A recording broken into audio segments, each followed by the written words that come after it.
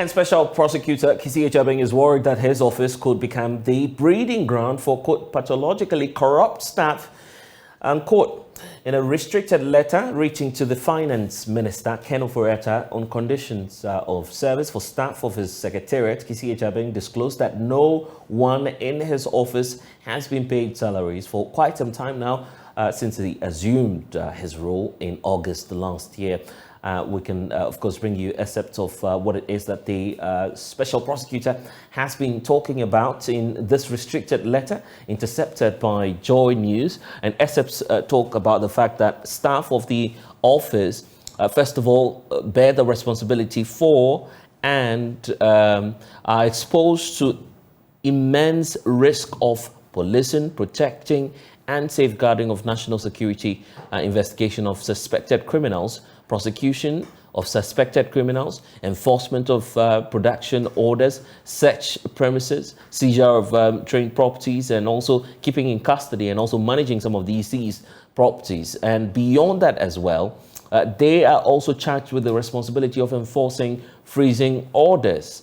And they also, in some cases, deal with penalty orders and also orders in terms of realization of property and revenue generation all at once. So in terms of the scope of the activities that some of the personnel at the Office of the Special Prosecutor operate on, these are some of the issues that he's laid out. Then he goes ahead to talk about the fact that the overriding consideration is that the staff of the Office of the Special Prosecutor should not be rendered worse off as compared to the staff of the security services. If the staff of that office are poorly remunerated, especially as compared to the staff of the security services, what we will have happening is that we'll be breeding pathologically corrupt staff at the Office of the Special Prosecutor, and the nation cannot attach much moral opprobrium to their actions, and we may not be able to insist on the expectation of integrity that the office has. So that's a serious concern that the Special Prosecutor is worried about. He's also pointing out that there's some sort of a force in the contention that staff of the flagship anti-corruption security agency of the Republic should be better paid as compared to those who are staff of the various security agencies such as the Ghana Police Service and the others. This is because, in the view of the Special Prosecutor, as stated above, the Office of the Special Prosecutor performs functions of the security services, and it has the added responsibility of preventing and repressing corruption. He believes that it's an add-on, and the activities that his officials engage in are corruption-related activities and the generation of revenue for the state. So, given the scope of activities that his officers are engaged in, the Office of the Special Prosecutor is of the view that the compensation structure of this unique anti-corruption agency must have at its bedrock a policy of preventing corruption amongst its staff through the progressive and competitive remuneration regime. These are some of the concerns of the Special Prosecutor, but Minority Leader Haruna Idrisu, who spoke exclusively to Joy News earlier today on this matter, in fact, went ahead to review that the Special Prosecutor himself has not been paid for close to 16 months. Incredibly astonishing. I just can't believe it, that the Office of the Special Prosecutor is simply not functional as was expected of the legislation that created the office as part of our collective quest to combat corruption, economic criminality, and graft associated with the abuse of public processes for private personal gain. I understand that Martin Amidu has not even been paid. Throughout the period that he was Special Prosecutor? Throughout the period that he was Special Prosecutor. He's not been paid. Since he's left office, what is due him has not been paid to him because the Minister for Finance is determining what the conditions of service should be against the law and the regulations that establish the institution. It simply means that President Nana Akufo-Addo from day one has never ever been committed to fighting corruption. He set up the bureaucracy for the finance of it, that I have an Office of the Special Prosecutor to complement the Attorney General office in fighting corruption. In any case, which matter of corruption is before the court? Which matter of corruption is before the special prosecutor? Many of his persons that are being investigated, very little is heard about the outcomes of those investigations. Look at what happened at the Northern Development Authority. We are not seeing any action, even though we saw culpability in what occasioned loss of money to the state and many other matters before them. So one is not surprised. It is deliberate. It's intended to weaken the special prosecutor and to intimidate him not to live up to his calling. You know what justices of the Court of Appeal and what their associated privileges, facilities, and benefits are, and that must be given to the office of the special prosecutor. I appreciate the difficulty that Kisia Jabing is functioning in that particular office. It's estimated that Ghana loses over $2 billion to corruption every other year. Matters of misappropriation, embezzlement, misapplication of funds, we just have to get serious as a country in blocking the leakages, and we need the office of the special prosecutor to bite and to function much more effectively. I'm profoundly disappointed in Nana Addo Dankwa and his handling of this matter, and our Committee on Constitutional Legal will take up this matter much more seriously.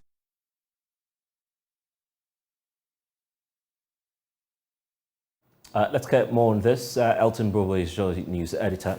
Of course, he's been following all of these matters, breaking down the issues for us. Elton, let's start off with how much we're talking about in terms of absolute terms. Do we know the conditions under which the special prosecutor is serving, and possibly how much the state owes him as of now? It appears that we've lost Elton Broby there. We'll get the very latest from him. Let me bring in Adam Senan, who is co-chair of the Citizens Movement Against Corruption. Thank you, sir, for your time.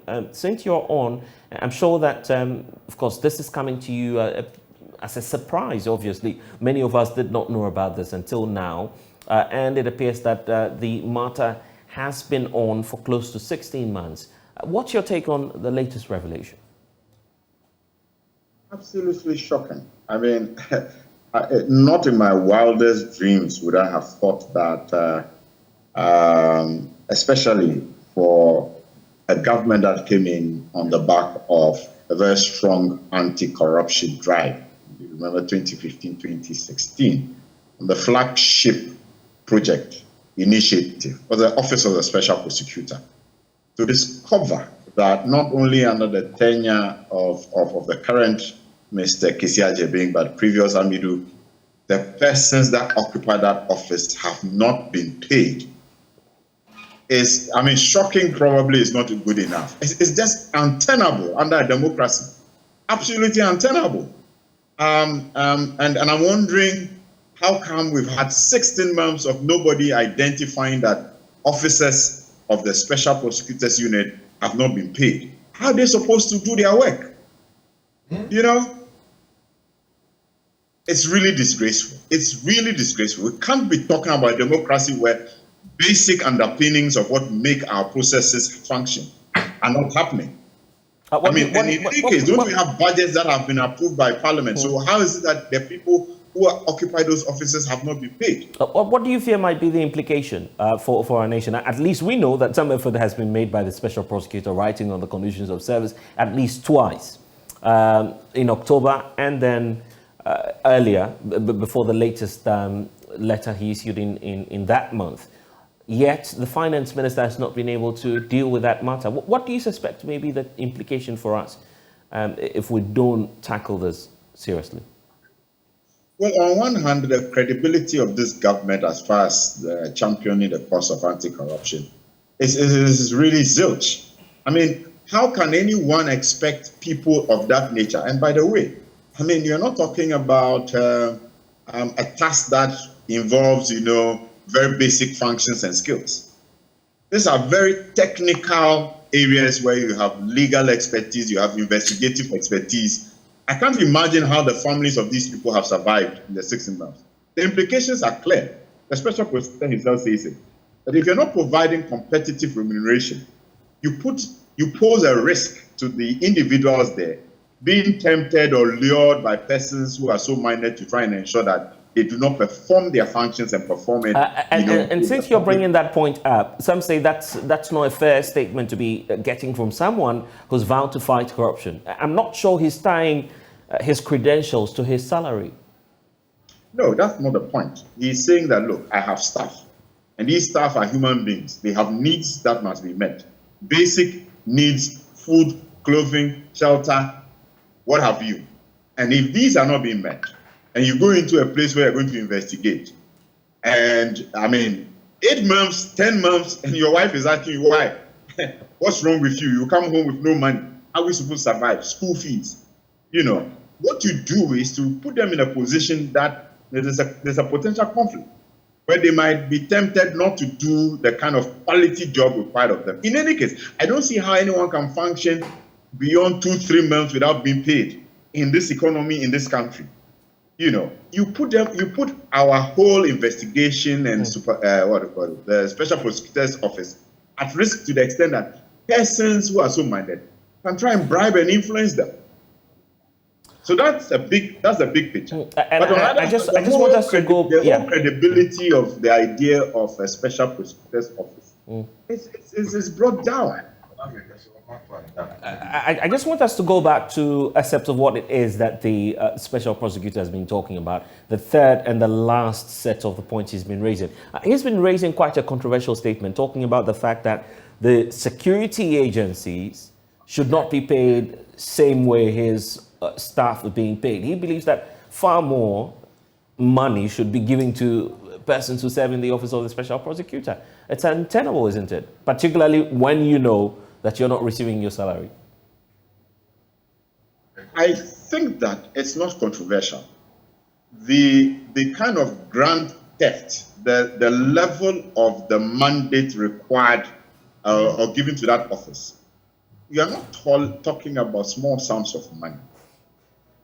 So if you want the persons involved in doing that type of investigation to be immune, so to speak, to the kinds of temptations and luring that persons who are engaged in dealing with cocaine and this kind of grand kinds of appropriations, you should be thinking through the type of competitive salaries that you give them. But I don't see anything controversial about his statement at all. I think it's a statement of fact that one needs to be a lot more careful in thinking through how do you remunerate staff of such units that will be engaging and trying to, unearth information relating to persons involved in that type of criminal activity. Adam, it's not controversial. Yeah, Adam, just hold on for us briefly, because we're getting indication that, of course, Parliament is beginning to act on this. Joint News Editor Elton Brobe is also on with us. And Elton, just give us some updates on that. What's likely to happen in the coming days on this? Well, Blazer, so what we know is that the Parliamentary Select Committee on Legal and Constitutional Matters, they have a scheduled meeting with the Finance Minister this afternoon. My information is that the meeting is somewhere around 4 p.m. where the members will try and find out from the Minister why the Special Prosecutor and his staff are yet to be paid almost 60 months after taking office. Now, this is usually one of the functions of committees of Parliament where state agencies, ministries under them appear before them to justify the budgetary estimates allocated to them by the Finance Minister. So it is usually an annual ritual. So the Office of the Special Prosecutor or the Special Prosecutor himself would also appear before the committee to justify why it should be given the allocation, which we are told is around 126 million Ghana cedis. And then if there are issues that he wants the committee to highlight before the plenary, this would be a perfect opportunity. So in terms of the Minister for Finance, his main job, as per the summons I am privy to, is to respond directly to the question why he is not releasing funds to pay the salaries of the Special Prosecutor and his staff. That's an interesting point you're raising, but beyond the parliamentary intervention, have we been able to unravel reasons why the special prosecutor is still in office, irrespective of what's happening in terms of his salary and that of his staff. So what I've picked is that they have been in touch with government from day one. They've been pressing upon government to make funds available to the Office of the Special Prosecutor so that the office will be able to undertake its duties as enshrined in the law establishing it. Now, I do understand that beyond the payment of salaries for the Special Prosecutor and his staff, there's also a bigger issue of, money to finance their activities. So, for example, you will find out that the Special Prosecutor has been allocated a 10-story building. Now, what I've picked is that they are only using just one floor of the 10-story building. The reason being that they do not have money to retool the office, meaning they don't have the resources to put the office or the space such that it will be conducive for people to sit down there and work. So if they are not able to transform the empty space into office complex or a conducive environment for people to work, it also restricts them from recruiting, because even if you recruit the people, there's no space or there's no, the environment for them to work is simply not conducive, because the finances to undertake partitioning, buy office tools, vehicles, and all those things are simply not coming. Remember, early this year, we reported about the non-release of money to the Office of the Special Prosecutor. And then we were told by the Attorney General that the Special Prosecutor had been given 10 million Ghana cedis, which according to the Attorney General was even higher than he had been given by the Finance Ministry for that particular quarter. And for that reason, government was doing what it could to resource the office. But clearly, the revelation coming from the leaked document we have intercepted doesn't speak well of an organization that has been tasked with the responsibility of fighting corruption.